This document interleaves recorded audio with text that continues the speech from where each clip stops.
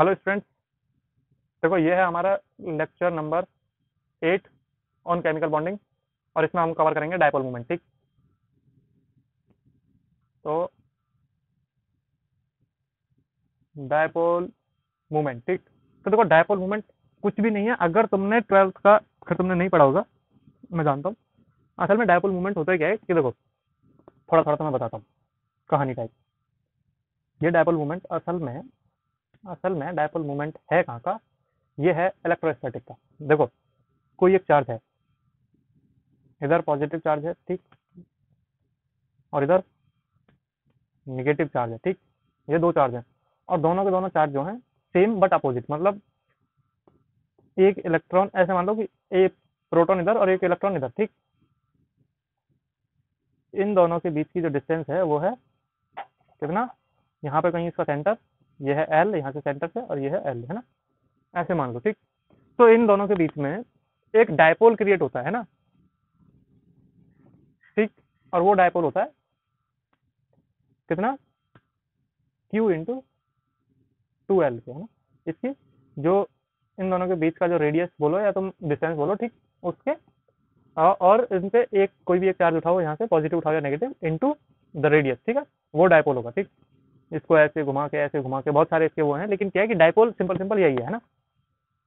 Dipole क्या है कि एक चार्ज इधर होगा, एक चार्ज इसके इस तरफ होगा, बिल्कुल उसी की क्वांटिटी में, है ना।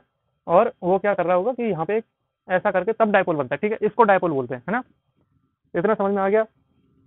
तो अब देखो डायपोल मोमेंट कैसा होता है ना, तो हम वही देखेंगे कि अगर दो चार्ज हैं, है ना, दो चार्ज पार्टिकल हैं, उनका मैग्नीट्यूड इक्वल। देखो, अगर सेम चार्ज है but opposite opposite charge, same magnitude, है ना। मैंने बोला था कि ये प्रोटॉन और ये इलेक्ट्रॉन। ठीक है, तो प्रोटॉन और इलेक्ट्रॉन का अगर तुम देखो तो प्रोटॉन जो होता है 1.6 इंटू 10⁻⁻19 प्लस में, और माइनस में इलेक्ट्रॉन जो होता है वो होता है -1.6 इंटू 10⁻⁻19 कुलाम, है ना।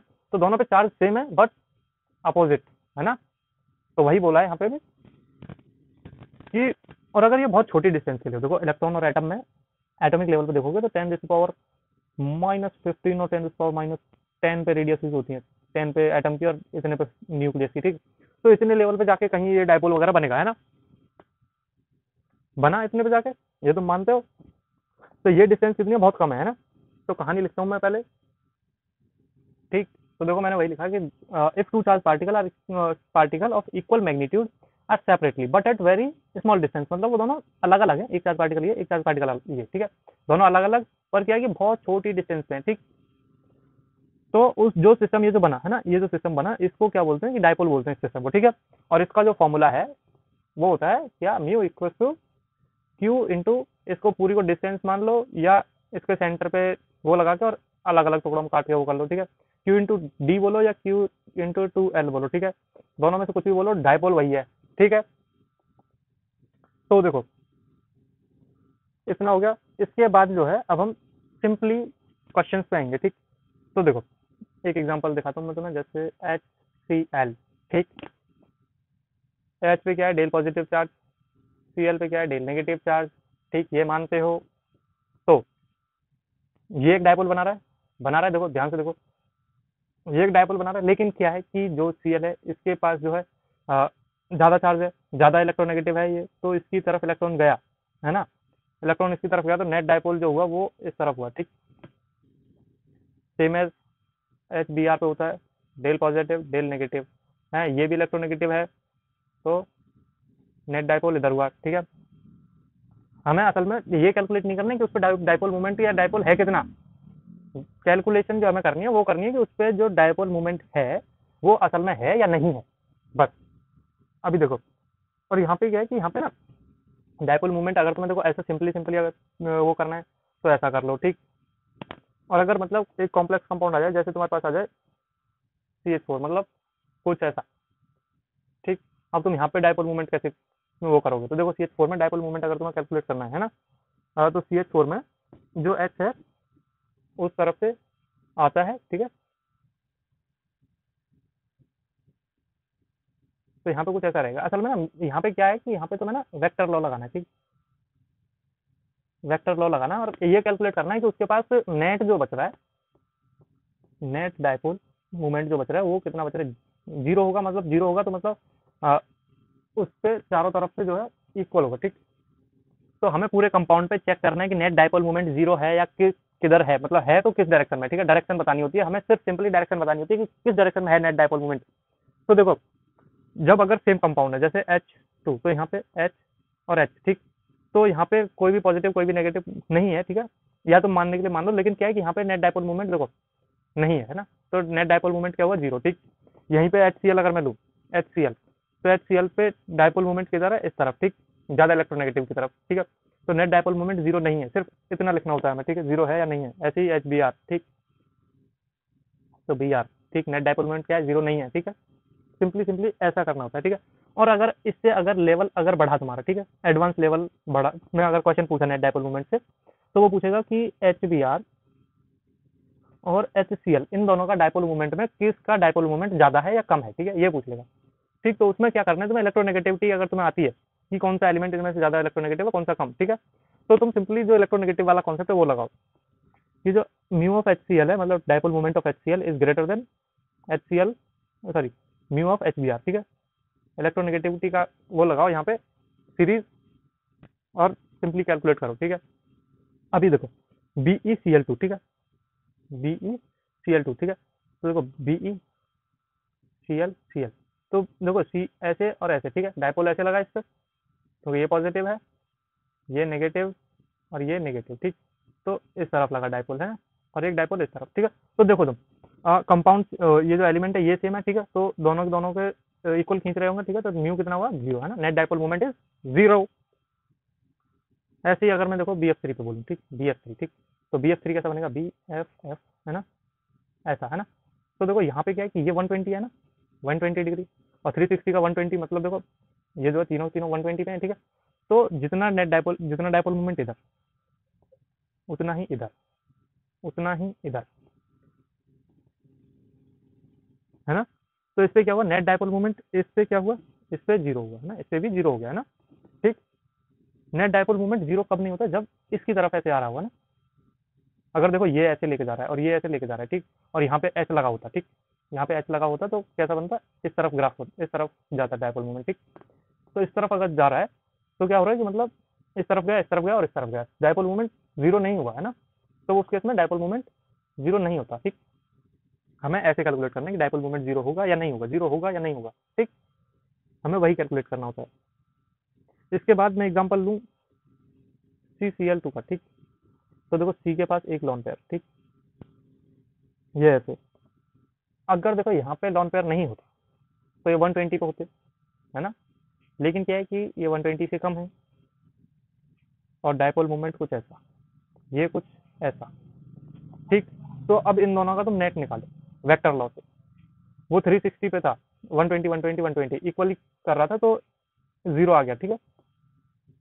यहाँ पे बहुत से लोग ऐसे तुक्का भी मार देते हैं, वो भी सही चला जाता है। और ऐसे अगर तुम देखो तो इक्वल एंगल से, है ना, पूरा एक स्क्वायर में से तीनों डायरेक्शन में इक्वल एंगल पे जा रहा है। अगर देखो मैं बोलता है कि ये जो है ये एंगल बना रहा है 90 डिग्री, ये 120, ये कुछ और बना रहा है, ठीक है, 120 प्लस 90 माइनस 360 ऐसा कुछ एंगल बनाएगा, तब वहाँ पे डायपोल मोमेंट चेंज हो जाता है, ठीक।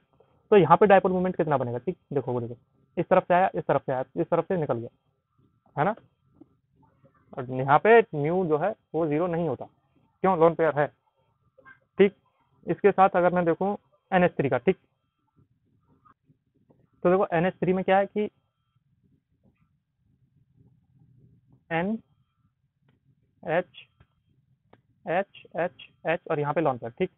तो H के इस H के ऐसे और इस H का ऐसे और इस H का इस तरफ, ठीक। और जो लॉन पेयर है वो अपनी तरफ ऐसे है ना डायपोल मोमेंट, तो यहाँ पे देखो डायपोल मोमेंट N की तरफ ऐसे आ रहा है, ठीक है। तो यहाँ पे जो है डायपोल मोमेंट फिर से जीरो नहीं है ना, जितना भी होगा वैल्यू हमें कैलकुलेट नहीं करना है, हमें कैलकुलेट क्या करना है कि है या नहीं है, है या नहीं है, ठीक, सिंपल। इसके बाद देखो अभी तो था कि ये हम कैसे कैलकुलेट कर रहे हैं, मतलब अगर कोई स्ट्रक्चर है तो उससे कैसे वो कर रहे हैं, सिंपली अगर कोई मतलब ऐसा है ऐसा है ऐसा है, अगर कोई रिंग में हो, रिंग में हो जैसे बेंजीन टाइप, ठीक। तो देखो बेंजीन रिंग बनाता हूँ मैं, है ना, एक दो एग्जांपल इसके।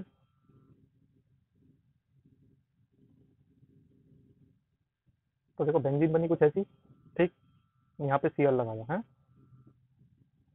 और एक बेंजीन फिर से बनाई मैंने, यहाँ पे OH लगाया मैंने, ठीक। तो अब देखो नेट डायपोल मोमेंट हमें कैलकुलेट करना है। तो इस रिंग में पूरी रिंग से अगर कोई कुछ खींच रहा है, इससे कुछ इलेक्ट्रॉन्स आ रहे हैं, तो कहाँ से आ रहे हैं, सीएल से, ठीक।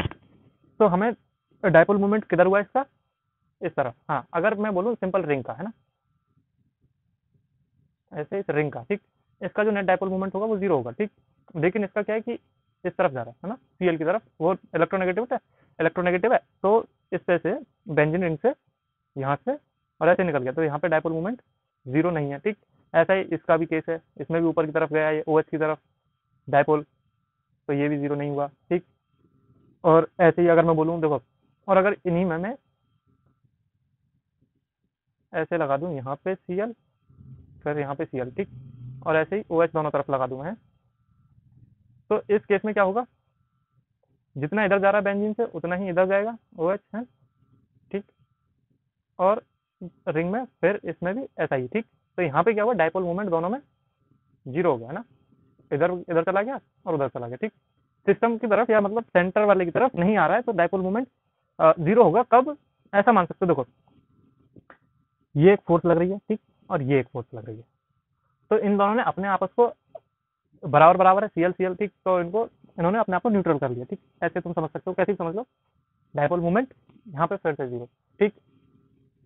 फिर देखो अभी बेंजीन रिंग में एक केस और है कि अगर देखो बेंजीन रिंग ऐसी है, ठीक, यहाँ पे सीएल, यहाँ पे सीएल और यहाँ पे सीएल, ठीक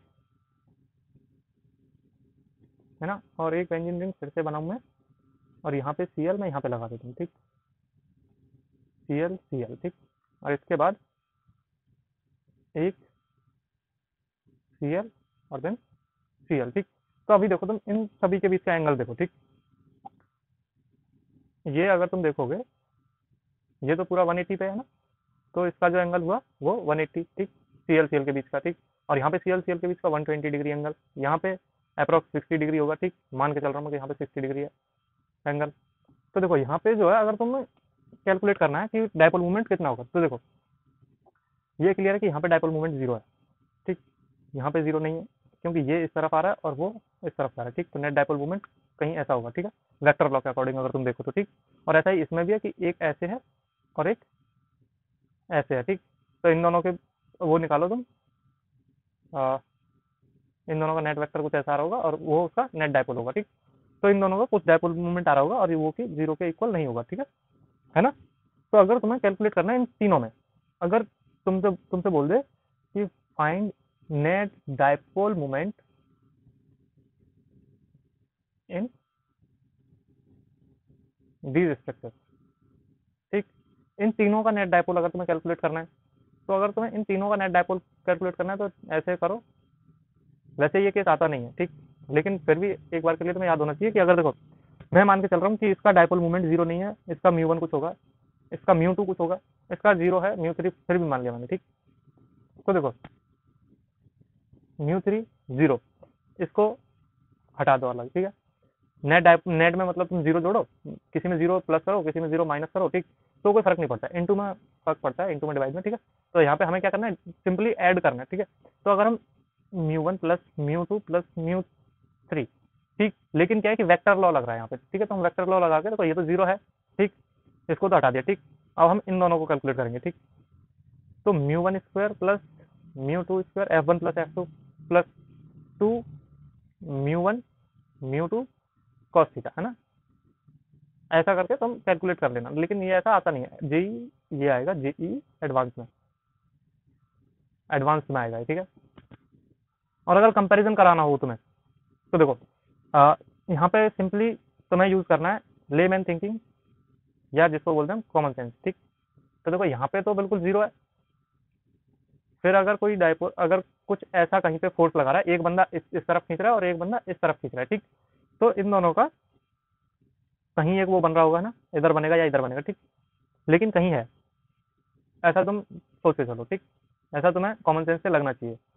फिर एक बंदा इस तरफ खींच रहा है और एक बंदा 60 डिग्री पे ऐसे इस तरफ खींच रहा है, ठीक, तो इन दोनों का भी कहीं आएगा, ठीक है। तो अब तुम देखो दो बंदे ऐसे पास पास खींच रहे हैं और दो बंदे 120 पे खींच रहे हैं, तो तुम मुझे बताओ कि कौन से ज्यादा अपनी तरफ डिस्प्लेस कर देगा।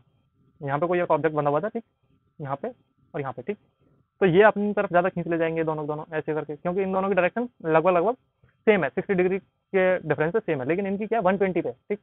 तो यहाँ पे अगर तुम्हें कंपैरिजन पूछ ले तो म्यू वन सबसे ज़्यादा, म्यू टू फिर उससे कम, और म्यू थ्री जीरो है, वो सबसे कम है ना, ठीक। तो डायपोल मूवमेंट में इतना ही है, बाकी कुछ भी नहीं। Dipole movement is all about उस पर चार्ज किस तरफ कितना है, ठीक है।